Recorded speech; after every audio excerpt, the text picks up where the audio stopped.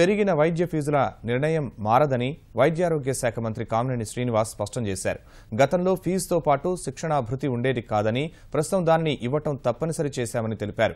7 ఏళ్లుగా ఎలాంటి ఫీజులు పెంచలేదని, తాజాగా 40,000 పెంచామన్నారు. గతంలో 2,90,000గా ఉన్న రుసుమును 3,30,000కు పెంచామన్నారు. సీట్ల భర్తీ యూనివర్సిటీ ద్వారానే జరుగుతుందని, యాజమాన్యాలు అమ్ముకునే అవకాశం లేదని కామినేని అన్నారు. పెంచింది 40,000 మాత్రం. గత 7 ఏళ్ల నుంచి పెంచలేదు. పూర్వం 2,90,000 ఉండేది గత 7 ఏళ్ల నుంచి. ఇప్పుడు 3,30,000 plus fee stipend based fee కాబట్టి 360 కలిపిస్తున్నాం. ఆ 360 వీళ్ళకి వచ్చేసేది.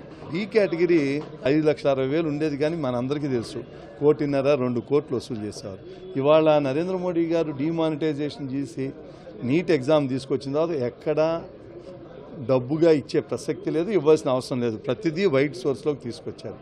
అందుకని ఆ హాస్పిటల్స్ కూడా రన్ అవ్వాలి, అన్ని కాలేజీలు రన్ అవ్వాలని మిగిలిన రాష్ట్రాలు అన్నీ చూసి దాన్ని 24,20,000 చేసాం. ఇంకెవ్వరూ ₹1 ఎక్స్ట్రా కట్టక్కర్లే.